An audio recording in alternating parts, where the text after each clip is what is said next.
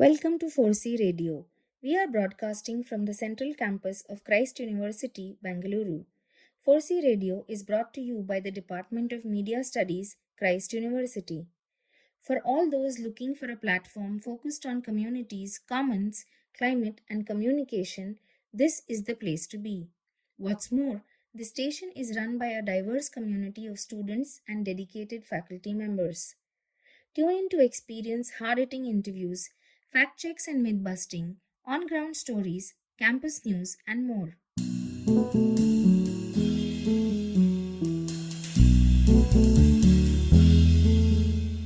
Today is our 80th Independence Day, and we wish you all a day where we remember the constitutional foundation on which our beloved country stands strong. As we are constantly engaged with the idea of commons, communities, and communication, we are also always grappling with the challenges that pose before our youth and our citizens. Sometimes it is about livelihoods, sometimes about equity and justice, and sometimes about freedom of expression. Today's episode deals with all this and more. We have Krishna Prasad, former editor of Outlook magazine and former group editor of The Hindu, with us. He visited our campus to present a lecture on the emergency. Yes, the same emergency of 1975, which had many of our fundamental rights suspended. Not only did he explain the complex backdrop in which our former Prime Minister Indira Gandhi imposed emergency on India, ranging from international pressures, domestic challenges, to deeply personal factors such as relationship with her son Sanjay Gandhi and growing up as a single child. The lecture drew parallels between the political atmosphere then and now. After the lecture, student journalist Shinjini spoke to him for a special interview with 4C Radio. Krishna Prasad articulated his thoughts about the emergency, CJP protests, and more. More importantly, he emphasized the need to be aware, to understand, and to be proactive in attempts to preserve and strengthen our democracy.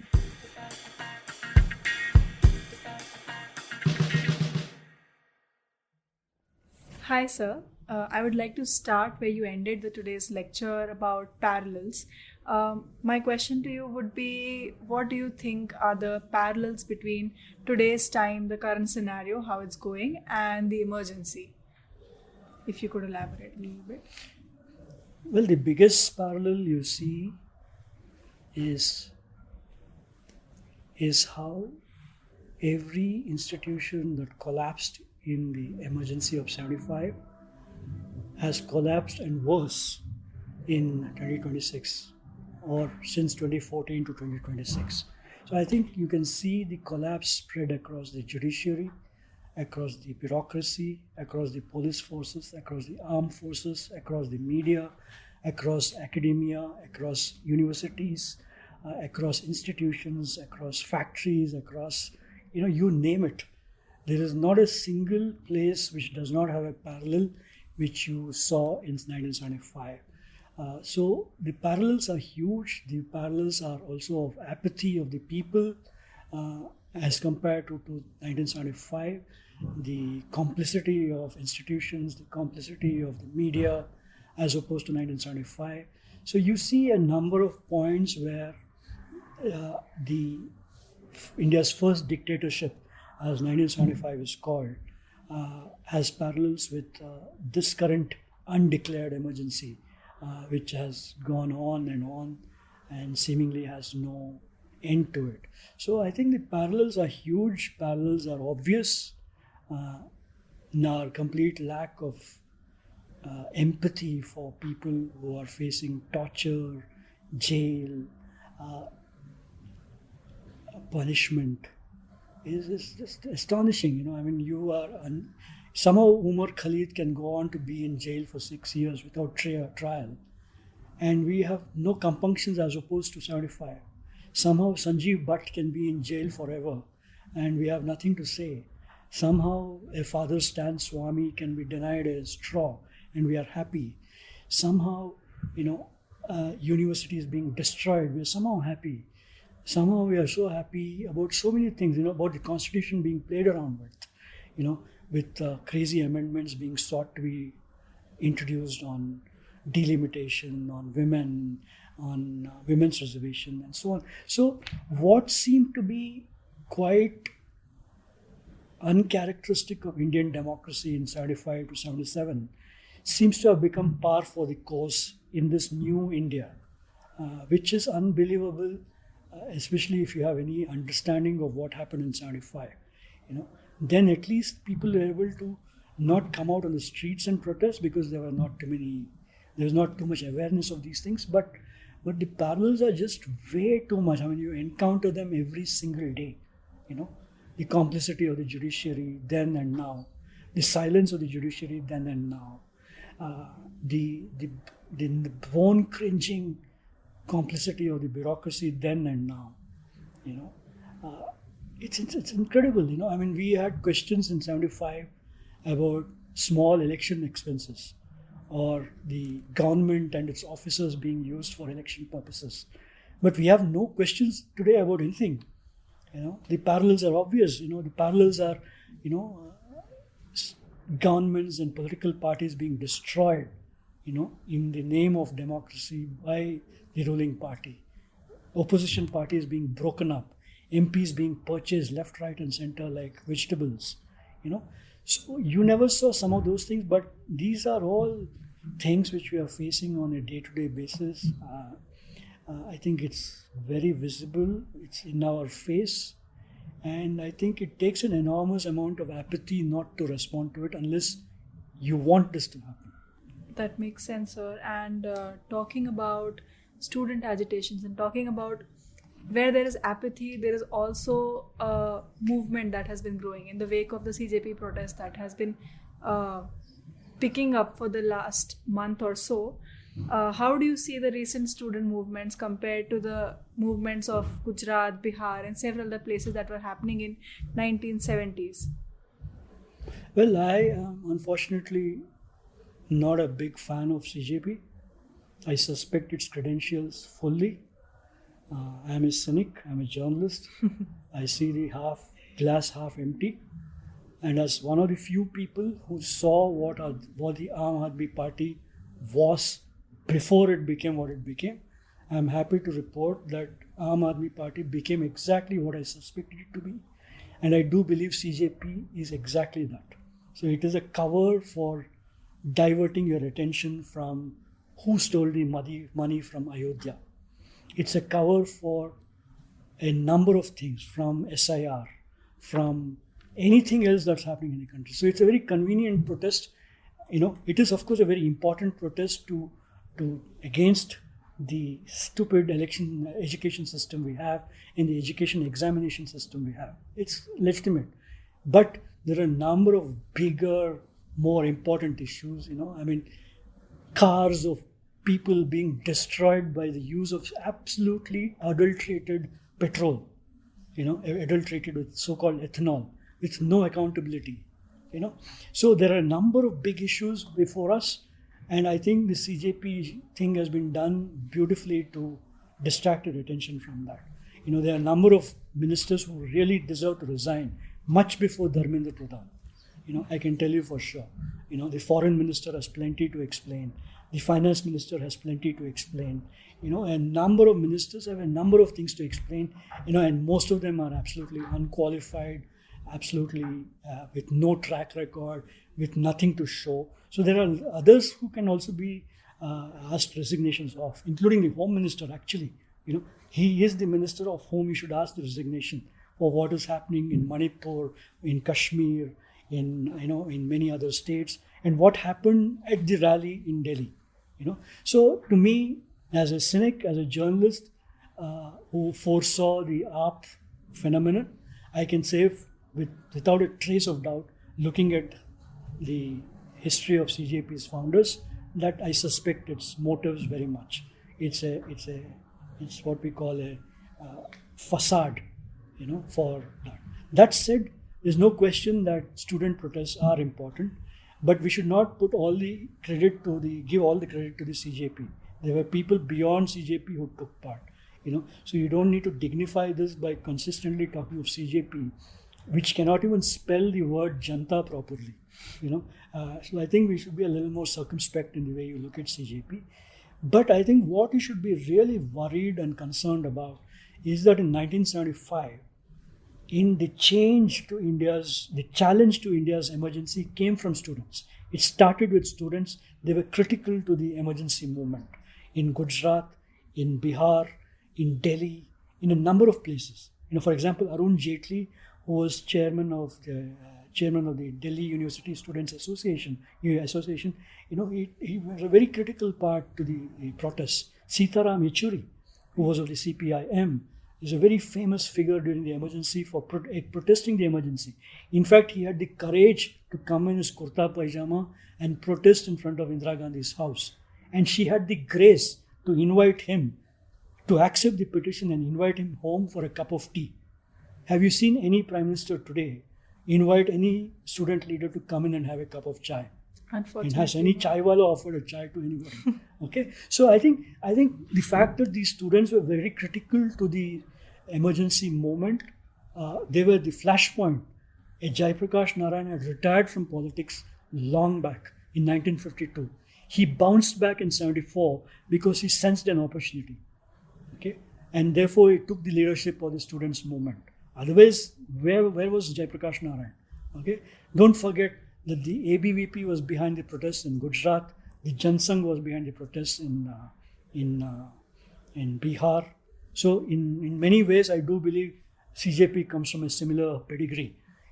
But what we and you and all of us should be really worried about is this constant attempt to depoliticize universities and colleges. It's as if politics can only be done by politicians. We are only there to allow them to do so by voting. How is that possible? So I think what we must question, challenge, and really take on is that they are trying to depoliticize the education system to an extent where students and faculty are just reduced to being subjects, not citizens. Students played a part in 75. If they could play a part in 75, what prevents them from playing a part today? Except your own politics.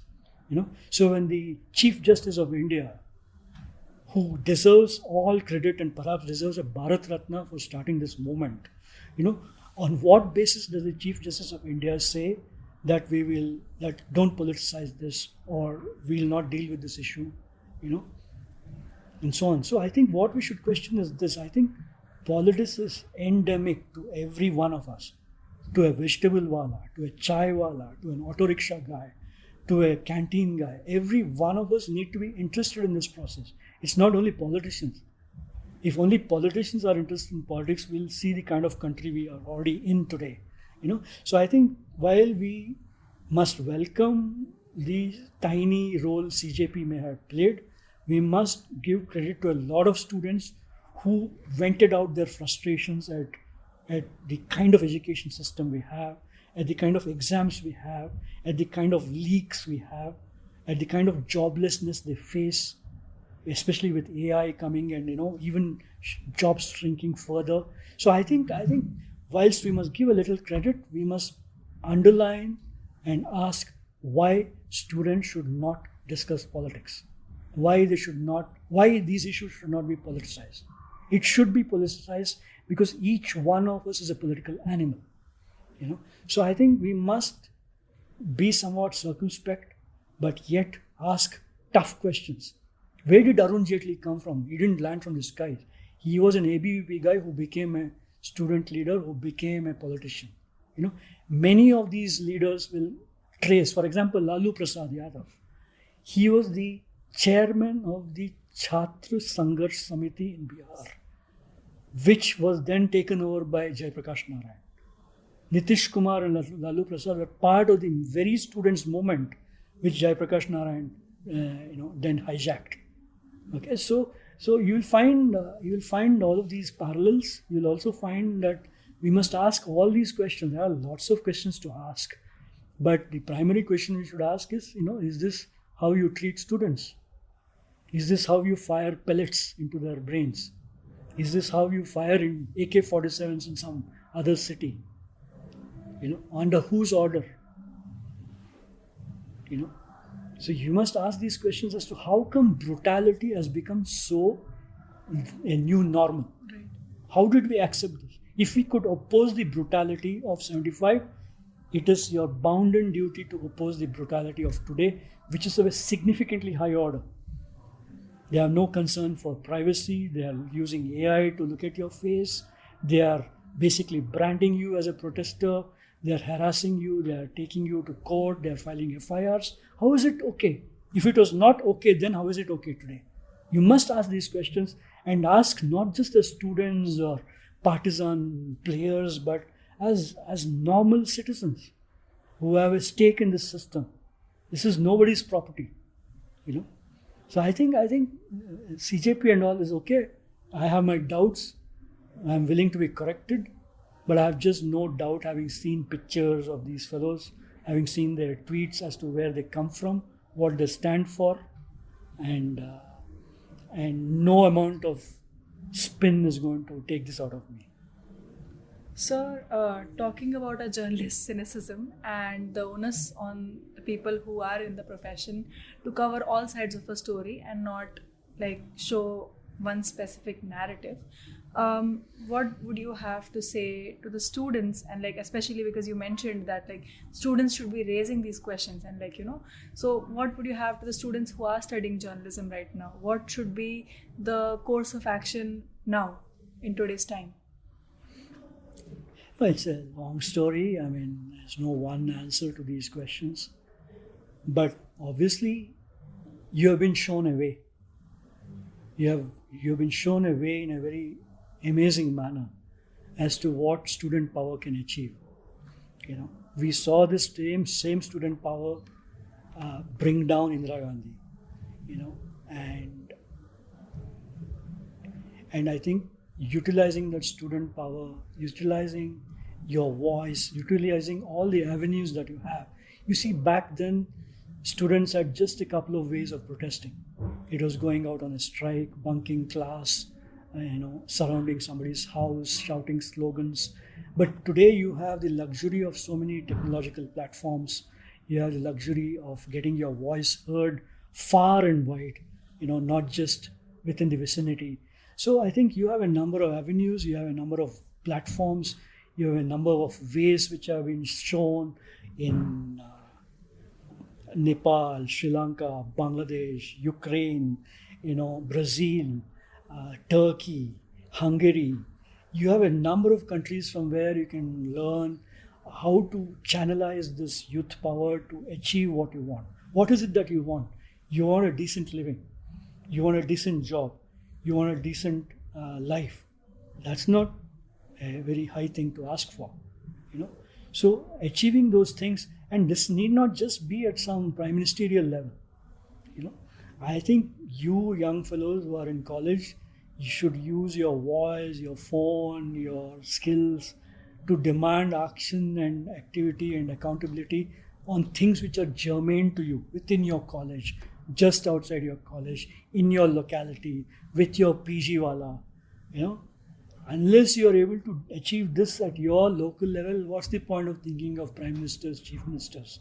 I think the greatest editor-in-chief to have walked this planet is a man, you will be surprised to know his name, Mahatma Gandhi.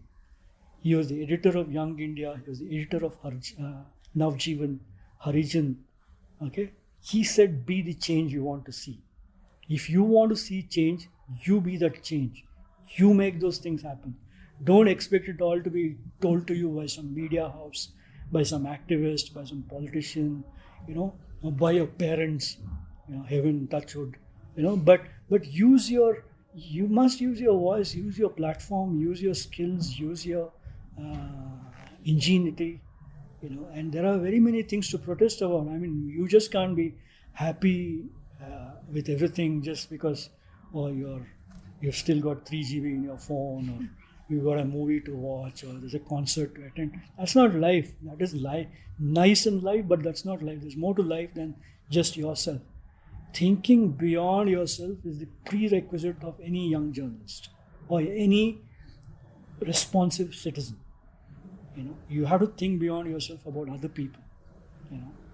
And the poorest man, the poorest woman, the homeless, the person without a hospital, a bed, a school, unless you respond to those things, don't just think of Jantar Mantar. There's a Jantar Mantar inside you. Attend that Jantar Mantar first. So you mentioned about digital platforms being the youth's voice in recent times. However, there's also been observations that despite having multiple mediums of expression, people have a tendency of like censoring themselves in today's time. Why do you think that is? Oh, the answer is obvious. Because you are living under a repressive regime which has no interest in democracy or free speech. It is in power largely because of control, information control. It is because it has troll armies following you if you say something against it. It is because it has the laws. It has moved the laws which enable platforms to remove your tweets or remove your Facebook post or YouTube video. It has evolved very many ways of controlling you without you knowing. So people are afraid. People are afraid that somebody might barge into your house. These are not normal situations. People barging into your house to open your fridge door. How often does that happen? But it seems to happen. So people are afraid, and people are afraid because they have seen how repressive a regime can get. And they can see how it can destroy lives. As I've explained to you, Omar Khalid has been in jail for 6 years without a trial. Can you imagine a top quality PhD scholar spending 6 years in jail when he should be doing great sociology or whatever it is that he does? So people have seen this. People have seen this, especially of minority communities, how tough it has become to get yourself out if you get into a mess. So I think people are afraid. People are also perhaps party to this in some ways. I do believe that the very people who oppose 75 are the very people who are in power today, and they are very happy with the situation. So I think it cuts both ways. People are self-censoring because fear. People are self-censoring because the tech platforms are with the government. People are self-censoring because the laws are loaded against you. And people are self-censoring because there are so many examples all around us which tells us to be careful rather than risk this for what? You spoke about Southeast Asia's authoritarian wave, wherein several countries imposed a lot of restrictions onto the citizens, onto the entire country. And it makes one think about how important it is to take cognizance of the context of the specific time. What would be your observations in today's context, considering our conversation right now? No, I think that's quite obvious. I mean, we've seen student protests change governments in Sri Lanka, Bangladesh, Nepal, and many other countries. In fact, people have forgotten how this wave of protests began through the Arab Spring, in 2011. But even before Arab Spring, stuff had happened in Ukraine. Before Ukraine, things had happened in Tunisia, Ukraine, Egypt. All of these things happened at the same time for nearly the same reasons. Okay, but behind all of these things, there are stories and bigger conspiracies. So you can see the trend, the arc of resistance that has happened since, say, 2009-10, from Tunisia, Ukraine, Egypt, to all the way to South Asia, Bangladesh, Nepal, and Sri Lanka. So that's an obvious parallel, but there may be various different reasons for these parallels. Also, what happened in 75 is a totally different thing compared to what we're seeing today. In 75, or just before 75, Sri Lanka, Bangladesh, Burma, Pakistan, all of them changed their constitutions. They were all young post-colonial democracies.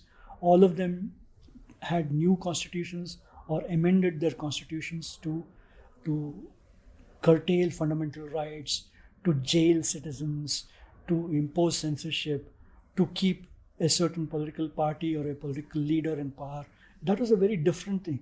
What you're seeing by way of protests here in 2025, 26 is protests for an entirely different reason, where the students are up in protest because of shrinking opportunities, fewer jobs, a promised dream that's not going to come true.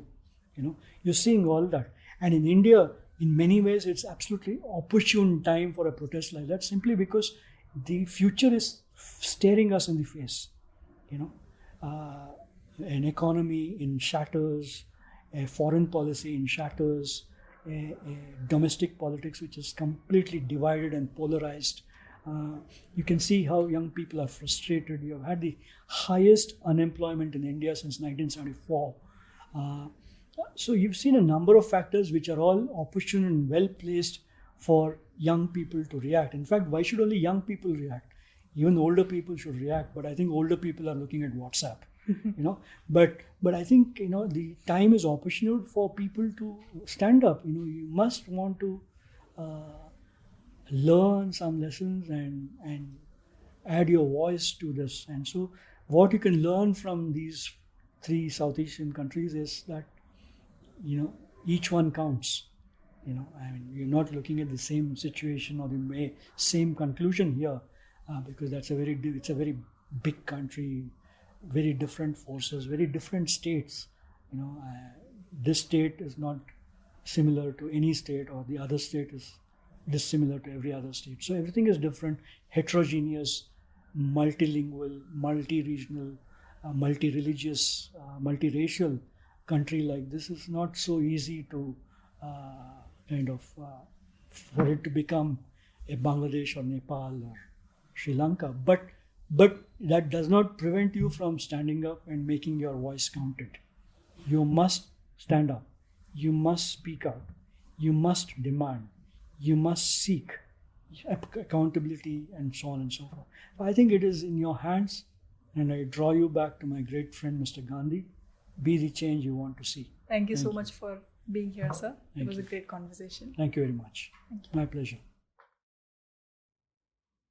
When I was young, my elders often said to me that those of us who were born in free India need to do everything in our capacity to protect the sovereignty of our great nation, and that we should never take this freedom for granted. This interview was a piercing reminder of that sentiment or that pertinent advice.